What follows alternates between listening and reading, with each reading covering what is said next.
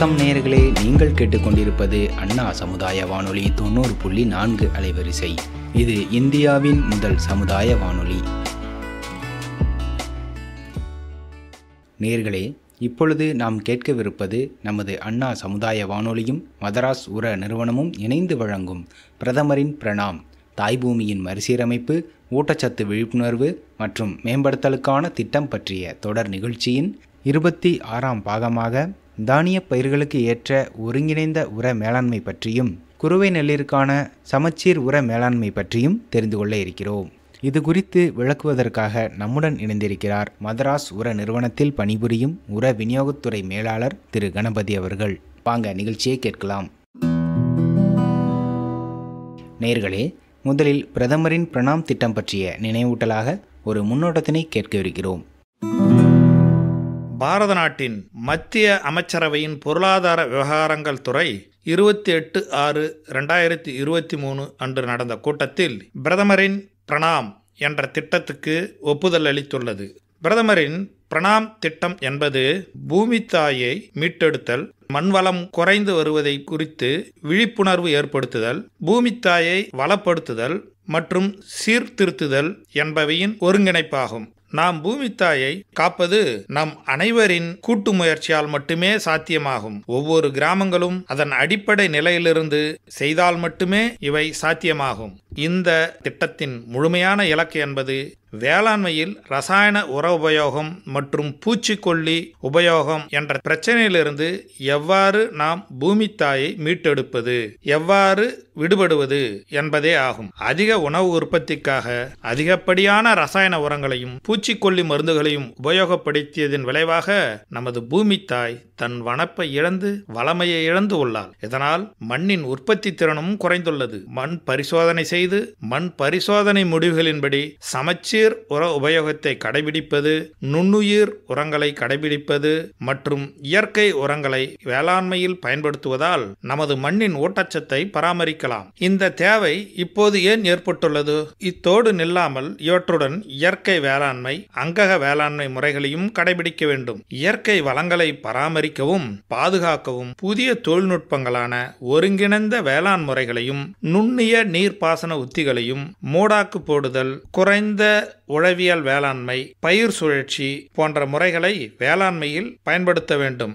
நிலையான நீண்ட நாட்களுக்கு நிற்பதான வேளாண் உத்திகளை கடைபிடிக்க நாம் நம்மை தயார்படுத்திக் கொண்டு மாற்றத்திற்கான முடிவில் நாம் செயல்பட வேண்டும். மாற்றம் தொடர்ந்து நடைபெற வேண்டும் என்பது அத்தியாவசியமான கலையாகும். நமது வளத்தை பெருக்கவும், மாசுவை கட்டுப்படுத்தவும், நீண்ட நாள் உணவு உற்பத்திக்கு உறுதியளிக்கவும் இந்த மாற்றம் தேவைப்படுகிறது. நாம் முன்னோக்கி செல்ல வேண்டும் என்றால் சுற்றுப்புற சூழலின் வளத்தையும் மண்ணின் வளத்தையும் பாதுகாக்க மிக முக்கியமான சமச்சீர் உர உபயோகம் என்பது வேளாண்மையில் மிக முக்கிய பங்காற்றுகிறது. அத்தியாவசியமான பயிர்களுக்கு தேவையான சத்துக்களை சரியான அளவில், சரியான விகிதத்தில், சரியான காலத்தில், சரியான உபயோக முறைகளை பயன்படுத்தி அளிப்பதே சமச்சீர் உர உபயோக முறை என்பதாகும். அந்தந்த மாநிலங்களில் உள்ள வேளாண்மை பல்கலைக்கழகங்கள், வேளாண்மை ஆராய்ச்சி கழகங்கள் மேற்கூறிய அளவுகளை ஒவ்வொரு பயிர்களுக்கும் அந்தந்த இடங்களுக்கு தக்கவாறு தேவையான அளவுகளை பரிந்துரை செய்துள்ளது. பரிந்துரைக்கப்பட்ட உர விநியோக அளவுகளை பயன்படுத்தினால் அதிக மகசூல் கிடைப்பதோடு பயிர்களின், தானியங்களின், உற்பத்தி பொருட்களின், உணவுகளின் தரமும் மேம்படுகிறது.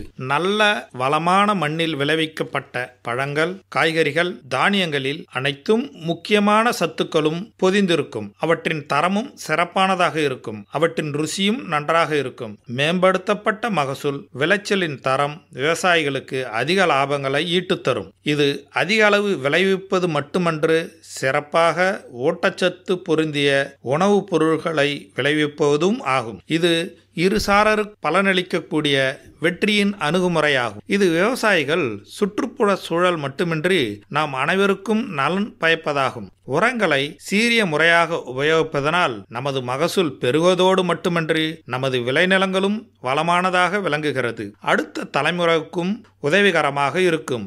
ஆகையினால் நாம் அனைவரும் தொடர்ந்து சமச்சீர் உர நிர்வாகத்தை கடைபிடிப்பதன் மூலம் மாற்றத்தின் அங்கமாகவும் விளங்குவோம். அடுத்து நமது லட்சியம் வளர்ச்சியடைந்த பாரத யாத்திரை, விக்ஷித் பாரத் சங்கல்ப் யாத்திரை என்ற நிகழ்ச்சியை பற்றி நாம் தெரிந்து கொள்ள இருக்கிறோம். பிரதமரின் பிரணாம் என்ற திட்டங்களின் பலன்களையும் வேளாண்மையில் ட்ரோன்களை உபயோகத்தினை ஊக்குவிப்பதுவே இந்திய அரசின் உரத்துறையின் மிக முக்கிய பங்காக உள்ளது. சமச்சீர் உர உபயோக முறையை கடைபிடித்தல் என்ற நோக்கத்திற்காகவும் நானோ உரம் உபயோகத்தினை இந்திய அரசின் உரத்துறையானது வேறுபட்ட துறைகளையும் ஒருங்கிணைத்துள்ளது. அதில் உர உற்பத்தி நிறுவனங்கள், பிரதமரின் விவசாய செழுமை நிலையங்கள், வேளாண் அதிகாரிகள் மற்றும் சிறப்பு அதிகாரிகளையும் இத்திட்டத்தில் ஈடுபடுத்தி உள்ளது. பிரதமரின் பிரணாம் திட்டத்தின் முத்தாய்ப்பு யாதெனில் ட்ரோன்களை பெருமளவில் உபயோகப்படுத்துவது, செயல்முறை விளக்கம் செய்து காண்பிப்பது, நானோ யூரியா, நானோ டிஏபி, நீரில் கரையும் திரவ பூச்சிக்கொல்லி மருந்துகள், நீரில் கரையும் பூஞ்சான கொல்லி மருந்துகள் போன்றவற்றை வேறுபட்ட பயிர்களிலும் மரப்பயிர்களிலும் தோட்டக்கலை பயிர்களிலும் தெளித்து விவசாயிகளுக்கு காண்பிப்பது ஆகும். இந்த முன்னெடுப்பு ஆயிரக்கணக்கான ட்ரோன்களை செயல் விளக்கத்தில் நமது பாரத அரசு இறக்கியுள்ளது. இது 29 மாநிலங்கள், யூனியன் பிரதேசங்களில் உள்ள மாவட்டங்களில் செயல் விளக்கங்களை செய்து வருகிறது. இந்த செயற்கரிய செயலானது அனைத்து பொதுமக்களையும் விவசாயிகளையும் கவர்ந்துள்ளது. விவசாயத்தில் புதிய தொழில்நுட்பம் கடைபிடிக்கப்பட்டுள்ளது. இந்த வியத்தகு முன்னெடுப்பு முன்னெப்போதும் இல்லாத ஒன்று. PM பிரணாம் என்ற திட்டத்தின் நோக்கங்களை, நிலையான நீடித்த விவசாய முறைகளை வேளாண் பெருமக்களிடம் விளங்கச் செய்யவும் பழக்கப்படுத்தவும் கொண்டு சேர்க்கும் கருவியாகவும் உள்ளது. இந்த திட்டத்திற்கு பெருமளவில் வரவேற்பு உள்ளது. லட்சக்கணக்கான மக்கள் இந்த ட்ரோன் தெளிப்பான் விதத்தினை கண்டுகளிக்கின்றனர். குறிப்பாக விவசாய பெருமக்கள் மிக்க ஆர்வமுடன் இதில் பங்கு பெறுகின்றனர். நானோ யூரியா மூட்டை யூரியாவிலிருந்து எவ்வாறு வேறுபடுகிறது, எவ்வகையில் அதிக பயனளிக்க கூடியதாக உள்ளது என்பதையும் நன்கு உணர முடிகிறது. இது சம்பந்தமாக தொடர்ச்சியாக விவாதங்கள், செயல்முறை விளக்கங்கள், கூட்டங்கள் ஆகியவற்றில் விவசாயிகள் ஆர்வமாக பங்கேற்கின்றனர். அதன் அடிப்படையில் அதன் தொடர்ச்சியாகவே அங்கக வேளாண்மையின் அவசியத்தன்மையும் அதன் விழிப்புணர்வையும் அனைத்து விவசாயிகளையும் சென்றடைந்துள்ளது. புதுமையை விரும்பும் ஆர்வமுள்ள இளம் விவசாயிகள் ட்ரோன் தொழில்நுட்பத்தை முன்னெடுத்து உபயோகிக்க விருப்பம் தெரிவித்துள்ளனர். நேரம், பணம் விரயம் இன்றி செலவு அதிகம் பிடிக்காத உகந்த உத்தியாக உள்ள இந்த தொழில்நுட்பங்கள் அவர்களை வேளாண்மையை பயன்படுத்தி மிக்க ஆர்வமுடையவர்களாகவும் நிலைத்த நீடித்த வேளாண்மையில் சிக்கன முறையை கையாண்டு செயல்படுவதாகவும் அறியப்பட்டு லாபகரமான வேளாண்மை தொழில் வளரும் என்பதையும் நம்புகின்றனர். மாண்புமிகு பாரத பிரதமர் வேளாண் மகளிர் ட்ரோன் மையங்களை நிறுவியுள்ளார். இத்திட்டம் மகளிர் சுய உதவிக் குழுக்களுக்கு ட்ரோன்களை வழங்க உள்ளது. இதனால் இப்புதிய தொழில்நுட்பத்தை பயன்படுத்தி மகளிரின் வாழ்வாதாரமும் சிறக்கும் என நம்பப்படுகிறது. பிரதமரின் வேளாண் செழுமை நிலையங்கள் நமது லட்சியம் வளர்ச்சியடைந்த பாரதம் யாத்திரையின் திட்டத்தின் பயன்களை விவசாயிகளுக்கு கொண்டு செல்ல பேருதவியாக இருந்து வருகிறது. அவைகளின் செயல்பாடு ஒரு கூட்டு முயற்சியாக இந்த முன்னெடுப்பில் காண முடிகிறது. நமது லட்சியம் வளர்ச்சியடைந்த பாரதம் என்ற யாத்திரை இது ஒரு பயணம் மட்டுமன்று, இந்திய புரட்சிகர நவீன விவசாயத்தின் புதிய பரிணாம வளர்ச்சியாகவும் முன்னேற்ற பாதையின் அடுத்த கட்டமாகவும் அறியப்படுகிறது. இந்த பயணம் ஆரம்பித்த நாளிலிருந்து நாளுக்கு நாள் இதற்கான வரவேற்பு பெருகிக் கொண்டே வருகிறது. இந்த வரவேற்பை காணும்போது இந்திய வேளாண்மையின் மறுபரிமாணம் வளர்ச்சி உறுதி செய்யப்பட்டுள்ளது. புதிய கண்டுபிடிப்புகளை விவசாயத்தில் புகுத்தி நவீன வேளாண் புரட்சியின் மூலம் எல்லோருக்குமான வளர்ச்சியாக உள்ளது. ட்ரோன் தொழில்நுட்பத்தை ஊக்கப்படுத்துவதன் மூலமாக நானோ உரங்கள், நிலைநிறுத்தப்பட்ட நிலையான விவசாய உத்திகளை பற்றிய விழிப்புணர்வு மட்டுமின்றி விவசாயிகளை ஊக்கப்படுத்தவும் உற்சாகமும் ஊட்டுகிறது. நவீனங்களை கடைபிடித்து இயற்கையை ஒத்து வளர்ச்சி அடைய எதிர்காலங்களில் உதவிகரமாக இருக்கும் என திட்டவட்டமாக நம்பப்படுகின்றது. இந்த வேளாண் புரட்சி வெளிப்படும் போது பிரதமரின் வளர்ச்சியடைந்த பாரதத்திற்கான லட்சிய பயணம் நம் நாட்டின் வளர்ச்சிக்கு ஒரு வித்தாகவும் உறுதுணையாகவும் விளங்கும் என்று சான்றாகிறது. இதன்படி இந்தியா வளர்ச்சியடைந்த நாடாகவும் விவசாயத்தில் தன்னிறைவு அடைந்த நாடாகவும் விளங்கும் என்பது தெள்ளத் தெளிவாக நம் கண்முன் காண முடிகிறது. நேயர்களே, தொடர்ந்து இன்றைய தலைப்பான தானிய பயிர்களுக்கு ஏற்ற ஒருங்கிணைந்த உர மேலாண்மை பற்றியும் குறுவை நெல்லிற்கான சமச்சீர் உர மேலாண்மை பற்றியும் விளக்கவிருக்கிறார் திரு கணபதி அவர்கள். வாங்க கேட்கலாம். அன்பார்ந்த அண்ணா சமுதாய வானொலி நேயர்களுக்கு வணக்கம். இன்று தானிய பயிர்களுக்கு ஏற்ற ஒருங்கிணைந்த உர மேலாண்மை இதை பற்றி பார்க்கலாம். தானிய பயிர்களின் வளர்ச்சி, அவற்றின் விளைச்சல் பெருக்கத்துக்கு 16 வகையான ஊட்டச்சத்துக்கள் அதன் பல்வேறு வளர்ச்சி நிலைகளில் தேவைப்படுது. இந்த ஊட்டச்சத்துக்களை பயிரானது மண்ணிலிருந்து இடக்கூடிய உரங்களிலிருந்து எடுத்துக்குது.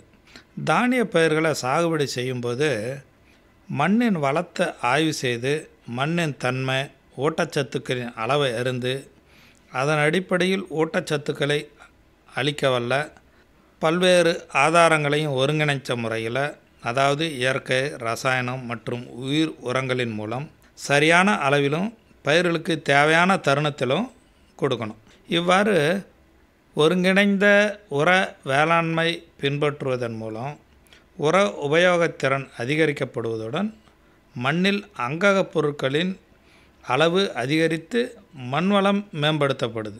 மேலும் விளைச்சல் பெருக்கத்துக்கும் வழிவகுக்கிறது. தானிய பயிர்களுக்கான ஒருங்கிணைந்த உர மேலாண்மை முறைகள் என்னென்னு பார்க்கலாம். இயற்கை உரங்கள்.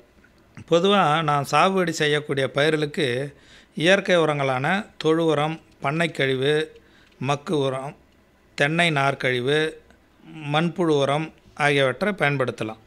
இயற்கை உரங்களை பொறுத்த வரைக்கும் அடி உரமாக தான் இடணும். ஒரு ஹெக்டருக்கு 5 டன் நன்கு மக்கிய தொழு உரத்தை கடைசி உழவின் போது மண்ணில் சீராக தூவி உழுது விட வேண்டும்.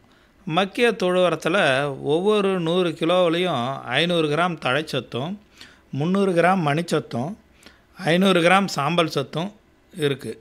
தொழு உரம் கிடைக்காத பட்சத்தில் தென்னை நார்க்கழிவு உரம், மண்புழு உரம் ஆகியவற்றை ஒரு ஹெக்டருக்கு 2 டன் என்ற அளவில் பயன்படுத்தலாம். தொழு உரங்கள் இடுறதுனால மண்ணின் கரிமத்தின் அளவை அதிகரிப்பதுடன் ரசாயன உரங்களின் பயன்பாட்டு திறனையும் அதிகரிக்கலாம்.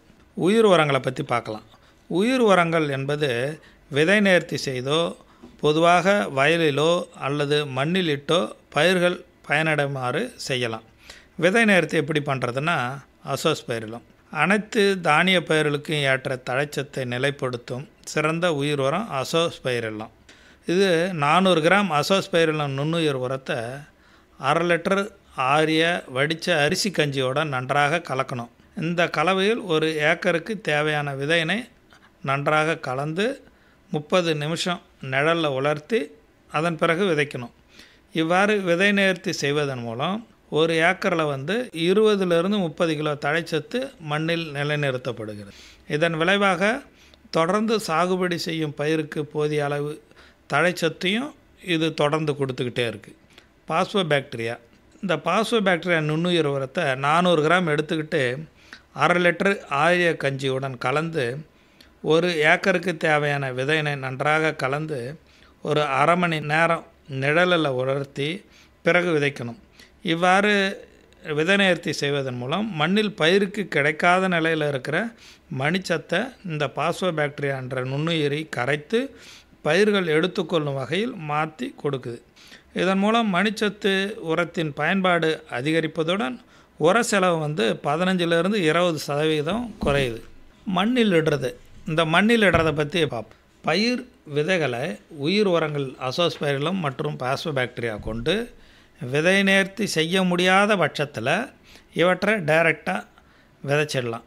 இது வயலில் ஒரு ஏக்கருக்கு 800 கிராம் என்ற அளவில் 25 கிலோ நன்கு மக்கிய தொழு உரம் மற்றும் 25 கிலோ மணலுடன் கலந்து மண்ணில் போதுமான அளவு ஈரப்பதம் இருக்கும்போது தூவிடணும். ரசாயன உரங்கள். இந்த ரசாயன உரங்களை போடும்போது பொதுவாக மண் பரிசோதனை முடிவின் அடிப்படையில் தான் இடணும். மண் பரிசோதனை செய்யலைன்னா பொதுவான பரிந்துரைன்னு ஒன்று இருக்குது. தானிய பயிர்களுக்கு பொதுவான உர பரிந்துரை அளவு தான் நம்ம இடணும். அந்த பொதுவான உர பரிந்துரை அளவு பார்த்திங்கன்னா தழை, மணி, சாம்பல் சத்து முறையில் சொல்கிறேன். அதே மக்காச்சோளத்துக்கு பார்த்திங்கன்னா ஊட்டச்சத்து, அதாவது ஒரு ஏக்கருக்கு தழைச்சத்து 54 கிலோ, மணிச்சத்து 25 கிலோ, சாம்பல் சத்து 20 கிலோ.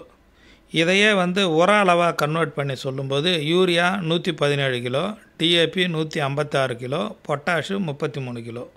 இது இரவை பயிர் மக்காச்சோளத்துக்கு. அதே இரவை பயிர் சோளத்துக்கு பார்த்திங்கன்னா தழைச்சத்து 36, மணிச்சத்து 18, சாம்பல் சத்து 18 கிலோ தேவை. இதையே உர அளவுகளாக பரிந்துரைக்கப்படும் போது 63 kilo urea, 40 kilo DAP, 30 kilo potash. இரவை கம்பு இதுக்கு 28 கிலோ தழைச்சத்து, 14 கிலோ மணிச்சத்து, 14 கிலோ சாம்பல் சத்து. இதையே உர அளவில் கன்வெர்ட் பண்ணி சொல்லும்போது 50 kilo urea, 30 kilo DAP, 24 kilo potash. ராகிக்கு 24 கிலோ தழைச்சத்து, 12 கிலோ மணிச்சத்து, 12 கிலோ சாம்பல் சத்து.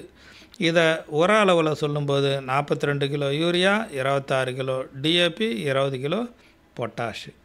இந்த பரிந்துரைக்கப்பட்ட அளவு மணி மற்றும் சாம்பல் சத்துக்களை விதைக்கும்போது அடி உரமாக இடணும். மணிச்சத்தையும் சாம்பல் சத்தையும் எப்போதும் அடி உரமாக தான் இடணும். தழைச்சத்தை பொறுத்தவரை பாதி அளவு அடி உரமாகவும் மீதி உள்ளதை சரிபாதியாக பிரித்து மேலுரமாக 2 முறை விதைக்கணும். அதாவது 25லேருந்து 30, அப்புறம் 40லேருந்து 45வது நாட்கள் இடணும். பருவமழை சரியாக இல்லாத காலங்களில் மீதமுள்ள தழைச்சத்தை 50% ஒரே முறையில் மண்ணின் ஈரத்தன்மைக்கு ஏற்ப மேலுரமாக இடலாம். ஊட்டமேற்றிய தொழு உரம் நிலத்தில் நாம் இடும் மணிச்சத்தில் சுமார் 20 முதல் 25% தான் பயிர்களுக்கு கிடைக்குது. பெரும்பகுதி பயிருக்கு கிடைக்காத நிலையில் மண்ணின் களித்துகள்களினால் நிலைநிறுத்தப்படுகிறது. அதனால் மணிச்சத்து பயிருக்கு எளிதில் கிடைக்காத நிலையை அடைந்துவிடும். இந்த நிலையில் தவிர்க்க மணிச்சத்தை ஊட்டமேற்றிய தொழு உரமாக இடணும். ஊட்டமேற்றிய தொழு உரம் எப்படி தயாரிக்கிறது? 1 பங்கு ரசாயன உரத்தை சூப்பர் பாஸ்பேட்டு 6 பங்கு நன்கு மக்கிய தொழு உரத்துடன் கலக்கணும். பிறகு தண்ணீர் தெளித்து மெழுகு பதத்தில் கூம்பு வடிவில் குவிச்சு மரத்தடி நிழலில் வைக்கணும். குவியலின் மேல்புறம் களிமண் அல்லது பசுஞ்சாணம் கரைசலை பூசி காற்று போகாமல் மூட்டம் போடணும். 1 மாதத்தில் ஊட்டமேற்றிய தொழு உரம் தயாராகிடும். இதனை பயிர்களுக்கு தேவையான அளவு தழைச்சத்துடன் யூரியா கலந்து மண்ணில் சீராக தூவ வேண்டும். இதனால் மணிச்சத்து வீணாகாமல் பயிருக்கு முழுமையாக எளிதில் கிடைக்கும். மேலும் தழைச்சத்து ஆவியாதல் மூலம் விரயமாவது தடுக்கப்படும். இந்த உர உபயோகத்திறனை அதிகரிக்க ஊட்டமேற்றிய தொழு உரமானது அவசியமாகும். நுண்ணூட்டச்சத்து இடுதல். தமிழ்நாடு வேளாண்மை பல்கலைக்கழக தானிய பயிர்களுக்கான நுண்ணூட்டச்சத்து கலவை 1 ஏக்கருக்கு இரவை பயிருக்கு 5 கிலோ, மானாவாரி பயிருக்கு 3 கிலோ என்ற அளவில் 20 கிலோ மணலுடன் கலந்து விதைப்பதற்கு பின் மண்ணில் மேற்பரப்பில் சீராக தூவணும். இவ்வாறு செய்வதன் வாயிலாக நுண்ணூட்டச்சத்து பற்றாக்குறையினால் ஏற்படும் விளைச்சல் இழப்பை நம்ம தவிர்க்கலாம். இதனால் விவசாய பெருமக்கள் இந்த ஒருங்கிணைந்த ஊட்டச்சத்து வேளாண்மை முறைகளை பின்பற்றி தானிய பயிர்களை சாகுபடி செய்வதன் மூலம் அதிக விளைச்சல் பெறுவதுடன் மண் வளத்தையும் பாதுகாக்க முடியும். அடுத்து குறுவை நெல்லிற்கான சமச்சீர் உர மேலாண்மை இதை பற்றி பார்க்கலாம். தமிழ்நாட்டில் நெல் சாகுபடி சராசரியாக 20 லட்சம் ஹெக்டரில் செய்கிறாங்க.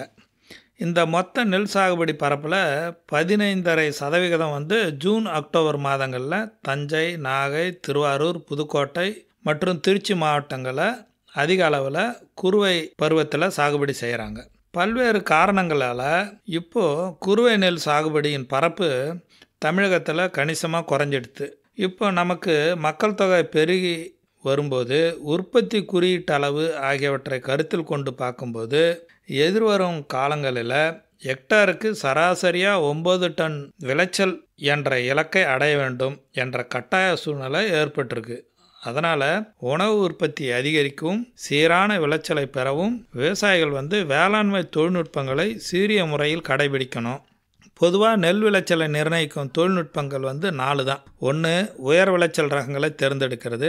2வது சீரிய உழவியல், நீர் மேலாண்மை மற்றும் கலை நிர்வாகம்.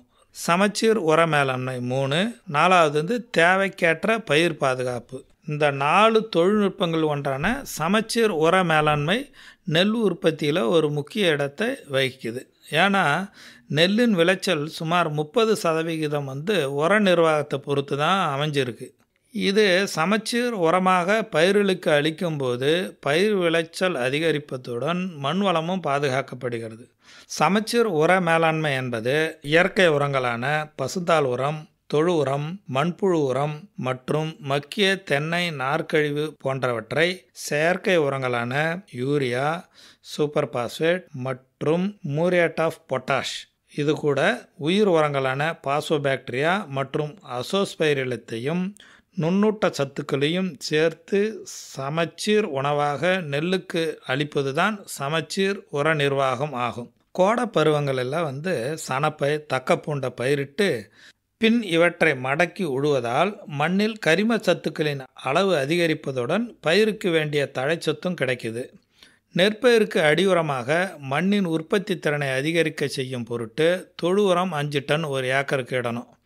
மக்கிய தென்னை நார்க்கழிவு அல்லது மண்புழு உரம் என்றால் 2 டன் அளவுக்கு ஏக்கருக்கு இடணும். இந்த இயற்கை உரங்களை இடுவதனால மண்ணின் அங்ககத்தன்மை நிலைநிறுத்தப்பட்டு அதிக விளைச்சலை பெறலாம். வயலின் ரசாயன உரங்களை மண் ஆய்வின் அடிப்படையில் இடணும். மண் ஆய்வின் மூலம் மண்ணிலிருந்து பயிருக்கு கிடைக்கக்கூடிய உர தேவையையும் தீர்மானிக்கலாம். இதனால் தேவைக்கு குறைவான அல்லது அதிகமாக இடப்படும் ரசாயன உரங்களையும் குறைக்கலாம். மண் ஆய்வு செய்யப்படாத நிலமாக இருந்தால் பொதுவான பரிந்துரைக்கப்படுகிற உர அளவை இடணும். எனவே பொது பரிந்துரையாக குறுவை நெல் ரகங்களுக்கு ஏக்கருக்கு 60 கிலோ தழைச்சத்து, 20 கிலோ மணிச்சத்து, 20 கிலோ சாம்பல் சத்தும் காவிரி டெல்டா மற்றும் கோயம்புத்தூர் பகுதிகளுக்கு பரிந்துரைக்கப்படுகிறது. இதர பகுதிகளுக்கு ஏக்கருக்கு 48 கிலோ தழைச்சத்து, 16 கிலோ மணிச்சத்து, 16 கிலோ சாம்பல் சத்தும் பரிந்துரைக்கிறாங்க. மணிச்சத்து பயிரின் இளம் பருவத்தில் வேர் பிடிச்சு நன்றாக வளர்வதற்கும் பூக்கள் பூப்பதற்கும் நெல்மணிகளின் வளர்ச்சி, அதோட எண்ணிக்கை மற்றும் முதிர்வடைவதல் ஆகியவற்றை சீராக்கி நெல் விளைச்சலை பெருக்குவதற்கு உதவுது. குறுவை ரகங்களுக்கு ஏக்கருக்கு 125 kilo super phosphate, 32 kilo urea Kaveri delta மற்றும் கோயம்புத்தூர் பகுதிகளுக்கு பரிந்துரைக்கிறாங்க. இதர பகுதிகளுக்கு ஏக்கருக்கு 8 kilo super phosphate, 26 kilo urea மற்றும் 6.5 கிலோ பொட்டாஷ் இடணும். நுண்ணூட்ட உரம் இடுதல் இரும்பு சத்து மற்றும் துத்தநாக சத்து குறைபாடு உள்ள நிலங்களில் இரும்பு சல்பேட் உரத்தையும் ஏக்கருக்கு 20 கிலோவும், ஜிங்க் சல்பேட் ஏக்கருக்கு 10 கிலோவும் விதைப்பின் போது இடணும். அப்படி இல்லைன்னா வேளாண்மை துறையின் நுண்ணூட்ட உரக்கலவையை ஏக்கருக்கு 5 கிலோ என 20 கிலோ மணலுடன் கலந்து நடுவதற்கு முன் இடணும். உயிர் உரம் இடுதல் ஒரு ஏக்கருக்கு 4 பேக்கெட், அதாவது 200 கிராம் அசோஸ்பைரிலம் 4 பேக்கெட்டு, பாசோபாக்டீரியா ஆகியவற்றுடன் 10 கிலோ தொழு உரம் மற்றும் 10 கிலோ மணலுடன் கலந்து வயலில் இடணும். பயிர் நட்ட 3 அல்லது 5 நாட்களுக்குள்ள ஏக்கருக்கு 100 கிலோ அசோலா இட்டு களை எடுக்கும்போது மண்ணில் மிதித்து மக்கச் செய்ய வேண்டும். இதனால் காற்றில் உள்ள தழைச்சத்து மண்ணில் நிலைநிறுத்தப்பட்டு நெற்பயிரின் வளர்ச்சிக்கு உதவுது. நெற்பயிருக்கு மேலுரம் இடுவதில் மிகுந்த கவனம் தேவை. நெல் வளர்ச்சியில் தூர்க்கட்டும் பருவம், தண்டு உருளும் பருவம் மற்றும் பூக்கும் தருணம் ஆகியவற்றில் பயிர் சத்துக்களின் தேவை அதிகரிக்கும். அதிக எண்ணிக்கையுடன் தூர்க்கட்டவும், கதிரில் உண்டாகின்ற மணிகளின் எண்ணிக்கை அதிகரிக்கவும், கதிரிலிருந்து வெளிவந்த மணிகள் நன்றாக முற்றவும் தழைச்சத்து முக்கிய பங்கு வகிக்குது. குறுவை சாகுபடி செய்யும் நெல் ரகங்களுக்கு இந்த பருவங்களுக்கு நாற்று நடவு செய்த 35லிருந்து 40 நாளுக்கும், 45லிருந்து 50 நாளுக்கும், 70லிருந்து 75 நாட்கள்லையும் இந்த தேவை ஏற்படுகிறது. தழைச்சத்து அடங்கிய யூரியாவை பொது சிபாரிசின்படி இந்த 35லிருந்து 40 நாளுக்குள்ளேயும், 45லிருந்து 50 நாளுக்குள்ளேயும், 70 நாள்லேருந்து 75 நாட்களுக்கும் ஏக்கருக்கு 32 கிலோ யூரியா, இது கூட 8 கிலோ மூரேட் ஆஃப் பொட்டாஷ், இதை காவிரி டெல்டா மற்றும் கோயம்புத்தூர் பகுதிகளுக்கு பரிந்துரை செய்கிறாங்க. இதர பகுதிகளுக்கு ஏக்கருக்கு 20 கிலோ யூரியாவும் 6.6 கிலோ மூரேட் ஆஃப் பொட்டாஷும் இடணும். இது போக இலை வழி உரம் இடுறது. இலை வழி உரமாக யூரியா 1%, டிஏபி 2%, பொட்டாசியம் குளோரைடு 1% கரைசலை குருத்து உருவான தருணத்தில் ஒரு முறையும் 10 நாட்கள் கழித்து மீண்டும் ஒரு முறையும் தெளித்தல் வேண்டும். இந்த வழிமுறைகள்லாம் ஒருங்கே கடைபிடித்து விலையுயர்ந்த ரசாயன உரத்தை சரியான முறையில் பயன்படுத்தி திட்டமிட்ட நெல் விளைச்சலை பெருக்கி உணவு உற்பத்தியை அதிகரித்திட நாம் வழிவகை செய்திடணும். நன்றி, வணக்கம். நேர்கள் இதுவரை கேட்டது நமது அண்ணா சமுதாய வானொலியும் மதராஸ் உர நிறுவனமும் இணைந்து வழங்கிய பிரதமரின் பிரணாம் திட்டம் பற்றிய தொடர் நிகழ்ச்சியின் 26ஆம் பாகம். மீண்டும் அடுத்த நிகழ்ச்சியில் சந்திப்போம். நன்றி, வணக்கம்.